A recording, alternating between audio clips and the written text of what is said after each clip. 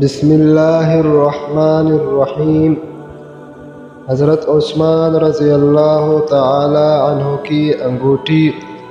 حضرت عبداللہ بن عباس رضی اللہ عنہما سے کسی نے پوچھا کہ حضرت عثمان رضی اللہ تعالی عنہ کی انگوٹھی پر کیا عبارت نقش تھی؟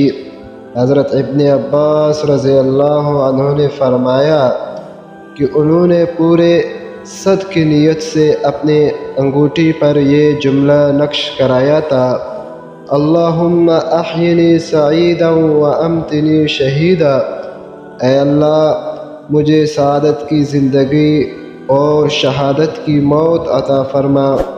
پھر ابن عباس رضی اللہ عنہ نے فرمایا، خدا کی قسم انہیں سعادت کی زندگی بھی ملی اور شہادت کی موت بھی۔